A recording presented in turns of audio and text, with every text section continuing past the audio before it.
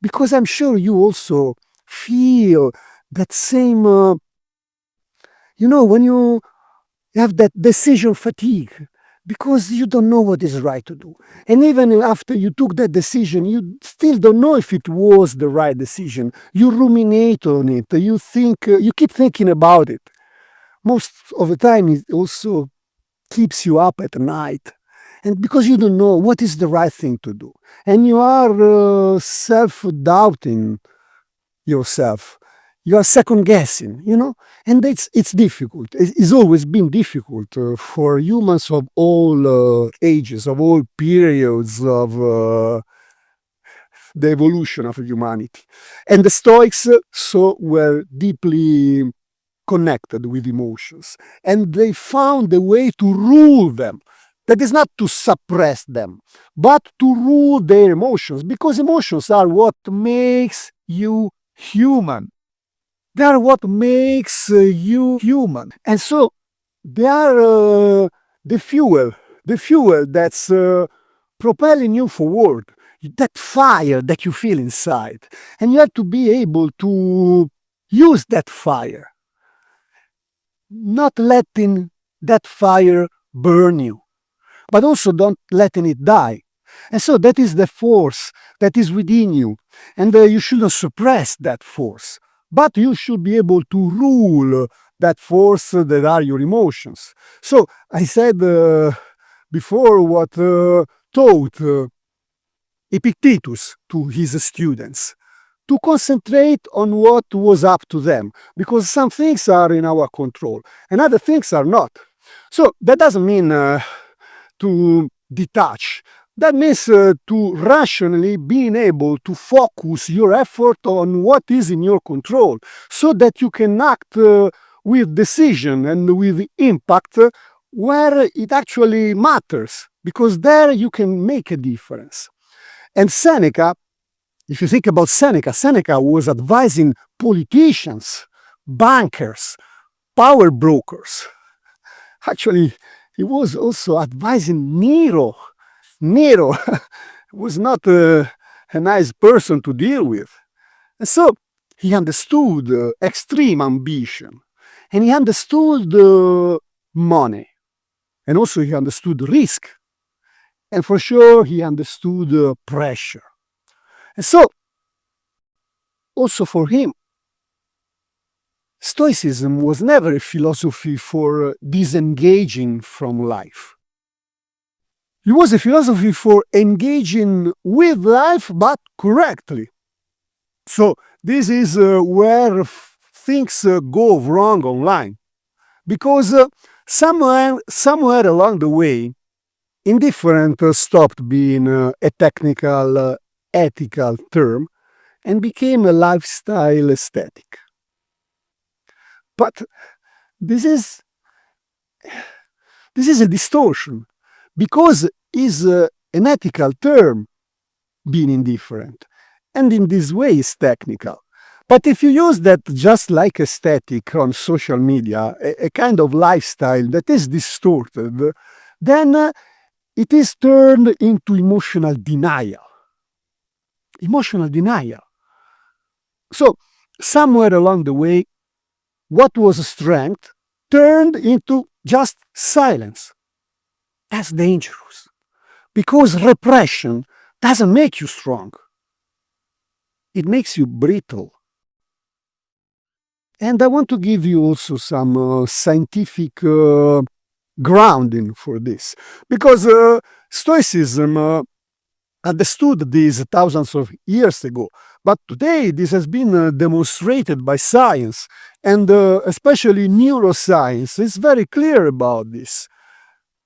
Because what is saying in neuroscience is that emotions that are suppressed, they do not disappear. Actually, they go underground. They kind of leak out in stress responses, in impulsive decisions. The burnout, the anxiety, the aggression, and eventually the collapse. So Stoicism never taught repression.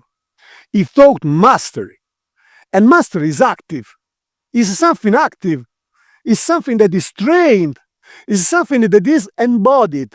That's why Stoicism requires you to embody this philosophy. It's not about reading more books or scrolling more quotes. If you don't actually truly take action of just one of those quotes. So, you should choose one quote if you want to practice Stoicism, and then embody by practicing that quote, that idea, that concept of Stoicism. And so here is the key idea that I want you to hold on to through this entire episode that I am creating for you. And that is that Stoicism is like mathematics and physics. Because you don't need to know the formulas consciously for gravity to work. Gravity works. You don't need to quote Galileo Galilei or Isaac Newton to fall off a cliff. You don't need to study equations for numbers to add up. Because they are laws of nature. And the laws apply whether you believe in them or not. So, Stoicism is the same, because Stoicism is the natural law of rationality and human behavior, because it's the expression of the Logos. You are the expression of the Logos, because you are part of nature, and so you are required to live in accordance with nature. So, this also means something very uncomfortable for a lot of people. The person who applies Stoic principles instinctively without ever reading a single textbook about Stoicism is far more Stoic than the person who quotes Marcus Aurelius all day but melts down under pressure. You see, Stoicism is a name that we give to these ideas and to those who together met in a place that was the Stoa, that was a painted porch, a colonnade, and the Greek name was Stoa. And so they were called the Stoics. That means those who were meeting in that place. So it doesn't mean how you call it.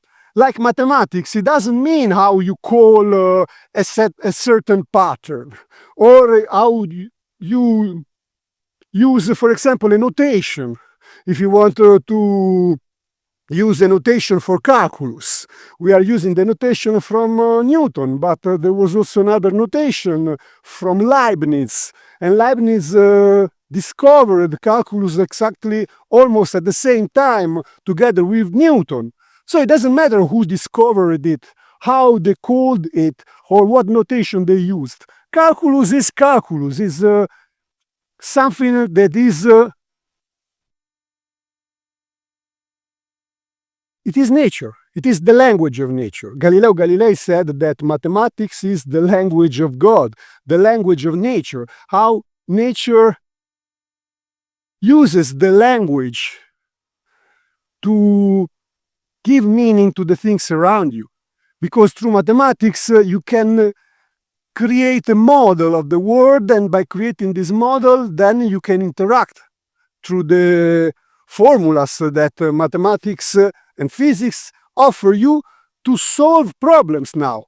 Because now you understand how things work rationally, and so now you can also make them work at your own advantage. And it is the same for Stoicism, because once you understand the Stoicism, you can, those things that work, because I'm sure you applied Stoicism when things worked for you, because you were in alignment with the laws of nature. And when things didn't work, you were not applying Stoicism, but you were doing that unconsciously. But once you do that consciously, because you know about Stoicism and you apply Stoicism, then you can make things work out for you in a predictive way, like when you solve a problem because you know the formulas. Look, you want me to fix the part of you that makes money, but it is attached to the rest, so this is going to take a little while. Everyone needs a coach. Eric has this management coach. Also coaches Steve Jobs. That's a coach. Yeah, definitely a coach. STOIC